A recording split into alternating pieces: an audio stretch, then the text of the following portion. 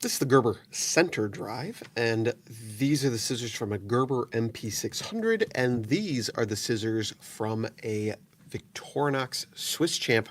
We're going to see what it's like to add these to this on this week's Mod Monday. Thank you so much for being here. If you're watching live, thank you. And if you're watching after the fact, these videos are, the live streams of our Mod Mondays are available to channel members. So maybe consider becoming a member.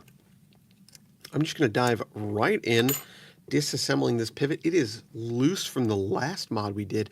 I'll try and put a link up here to our previous mod on the Gerber Center Drive where we swapped out some tools. It's going to be similar to that, but I want to see a couple of other things. So let's take a look. I'm actually going to start with these Victorinox scissors. Now, these have been modified from their original shape. Let's grab one. You can see the end has been reshaped a bit. Let me put those in the same direction. Has been reshaped a bit, and the hole widened up. And if you want to do this for yourself, I just recommend taking your time. I think this is a little bit wobbly once it's in place, but it is quite close, and it's good enough for testing. I don't know how well it's going to fit in this Gerber Center Drive, but we are going to find out. What we're going to do is replace the serrated blade. I think a lot of people don't really care so much about the serrated blade. For some people, I'm sure it's critical, but if you've got the main blade, some people don't mind losing that serrated blade. So all I'm going to do is pop that off quickly, and we'll make sure that our pivot's still got that washer in there. And then we're going to go ahead and grab our Victorinox scissors. Now, again, these were modified for a Gerber MP600, but the nice thing about Gerber tools, or at least their main lines of multi-tools, is they all have the same geometry for the locking portion of the tangs.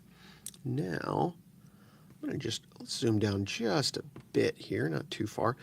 All we're going to do is, you can see we've got this, sorry for the shake, this pivot protruding here. We're going to back that off while trying not to lose this last tabbed spacer. It's difficult as I look through the camera, but as I look around the side, we should be able to do it. So all I'm going to do is back this pivot out as little as I have to. You can see it's almost flush with that washer, so we're going to leave that washer in place, and then we're going to slip these scissors in past it, get a little flex in the frame, and we are through. So let's release that lock bar, and all I'm going to do here is I'm going to leave those scissors hanging free. I'm just going to nudge this around. Pulling that locking tab back should give us some room to move in the right direction, and that pivot should drop right through the hole in the frame after we align it. So on the back side of the tool, you can kind of see here, there is a cutout in the frame that matches the head of this screw. So it does need to be oriented properly in order to drop in place. Again, moving that lock bar out of the way and rotating, we should be able to get it aligned. And that looks like it started to drop into the cutout. So we just need to align the other side of the pivot. And we should be pretty close. I've noticed here we've got our tabbed spacers starting to come out of alignment. That's another thing that I'm going to look at on all these Gerber tools. So we're just going to push those down in place, push those tabs back until they line up with that slot.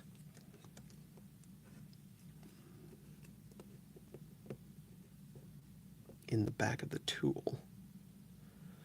It's going to be easier on the ones further away from our pivot. Let's go ahead and push that pivot back out ever so slightly. And then we can drop those into place. Hopefully you can see that. Just pressing those down until they line up. That little slot in the back of the frame. And then we'll get this aligned once again. And that should have most of those dropped into place, just checking every so often. And we'll pull that locking tab back see if we can align that, and just like that, that popped into place. Let's put that screw in. I'm not going to tighten it up fully just yet, because we are going to go back and try the MP600 scissors, which may be a better fit. Obviously, they won't require any grinding to get them to fit, but these Victorinox scissors are kind of usually considered the cream of the crop when it comes to multi-tool scissors. So anytime you can include those in a build, hard to say no. So let's see if these close up. They have the same issue that we saw on that MP600, where if you squeeze the scissors together, they seem to close up most of the way. Certainly enough to use the tool. The spring is trying to push them back out. We could tighten this tension up. Let's try that. Let's try just setting this tension to an appropriate amount. That may combat the tendency of those scissors to want to open when they're supposed to be in the closed position. So I'm just going to gently, I'm not going to over tighten it. Let's pull that pliers out. I think the center drive is a good option for a lot of people. I think it can seem to get overlooked sometimes. So the file still works. Let's try the scissors. And yeah, those lock in place. This wiggle is because I was sloppy in my grinding.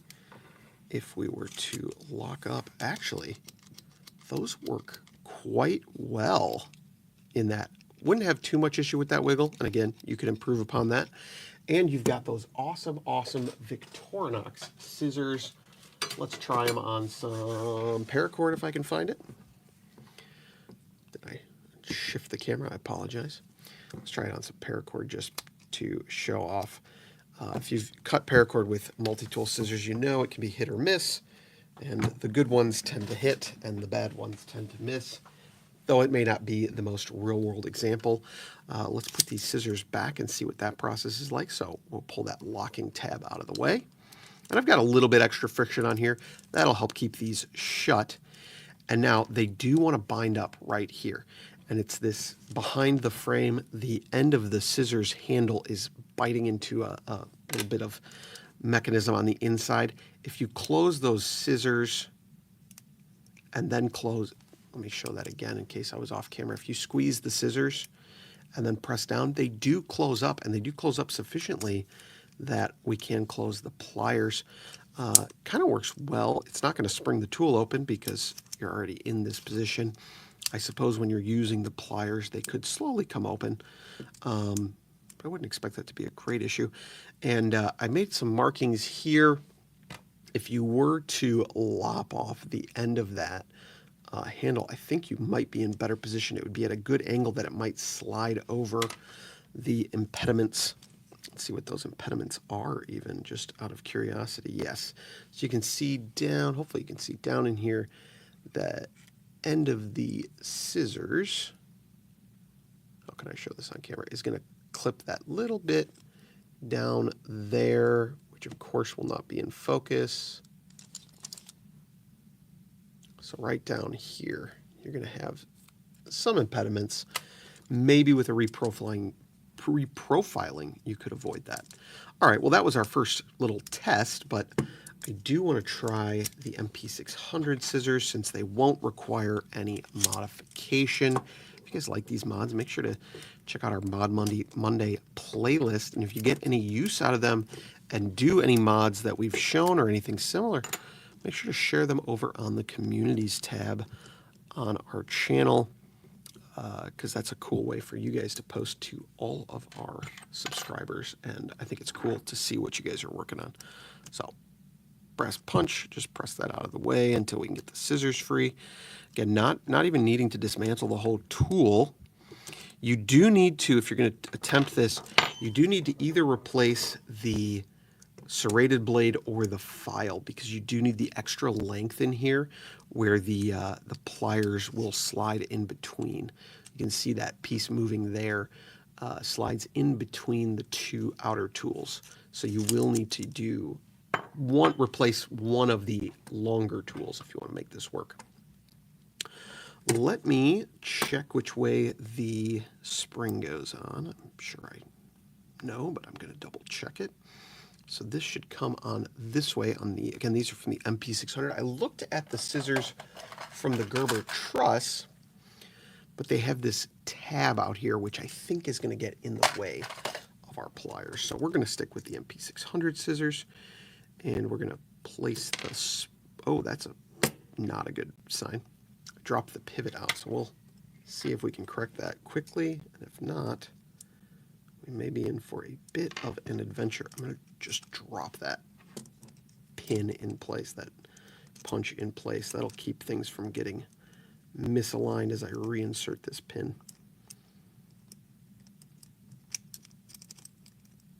And we'll just work our way right back through. Okay, we got everything except that last washer, or that last tabbed spacer.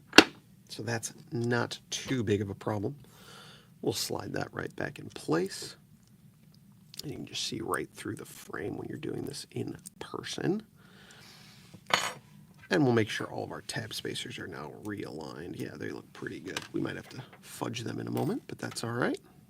Apologize for my voice. It does seem to be going. Been shooting a couple of videos and just getting back from a long trip with family, so I'm sure I am going to be under the weather here soon. Always double check before you insert one of these components that the lock is in the correct position, as in the locking geometry here, that's going to lock into there. Make sure you don't put it in backwards. I do that plenty, and it always takes more time to do the second time than the first time, it seems. So I'm just working on, can't quite get that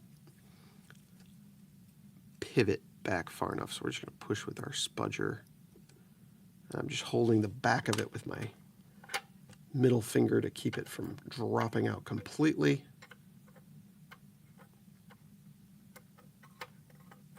As always, some of these things are easier in your hands and some are easier in the vise. Should link that more often because I think people have asked about that bench vise we use, but on these Gerber tools, I don't always find it necessary. So we've got a little bit, oh, we can see the pivot is getting hung up on the spring, so we need to go a little bit further down with that pivot.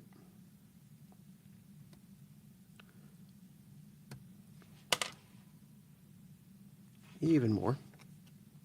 Just looking through the side, just taking my time. Hopefully I don't screw this up on camera. We're just gonna, oops, back that out just a little bit. You see that pin is just barely protruding. Hopefully, yep, there we go. We've just gotten over the top, and then we can continue applying pressure, and that'll sandwich in that tab spacer. So let's swing that out of the way temporarily. Make sure, yep, we lost one of our tab spacers. Looks like everything's good. So then we'll come back over to this side. Make sure our pivot is aligned with the keyway. And then we will see if we can drop it in on this side. Maybe I'm not quite aligned on the far side.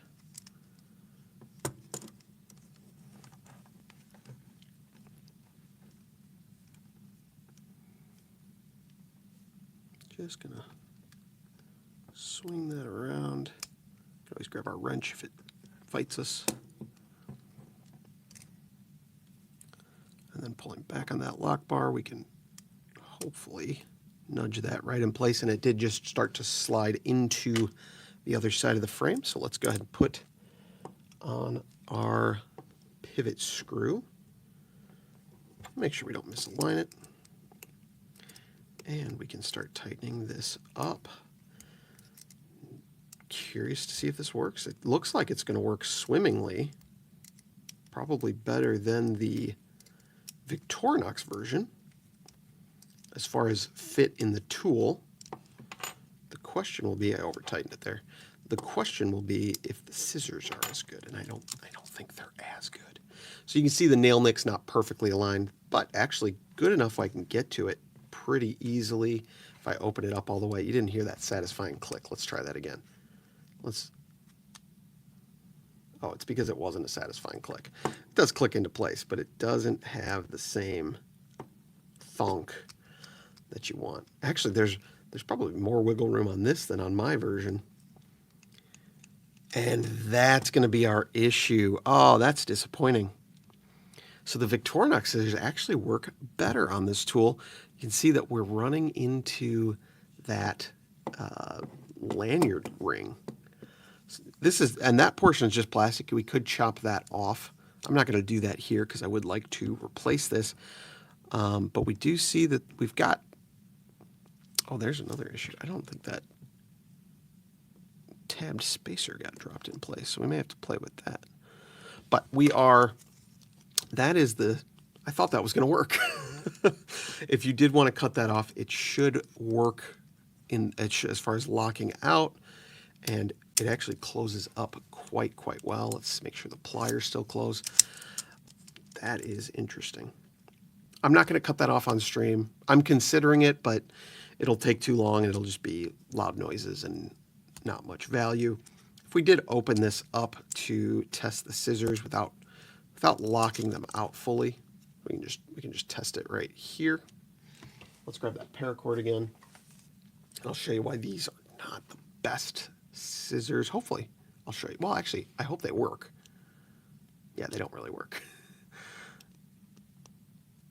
They're just, I think it's almost a sharpness issue in these. They're not splitting apart. Oh no, there they are. Yeah. Not the best example because I am kind of inhibited here. Let's do it this way. Let's try that again. I'm just going to put a finger on the back. Yeah, you can see it just, they're closed fully, and that the paracord just sits right through it.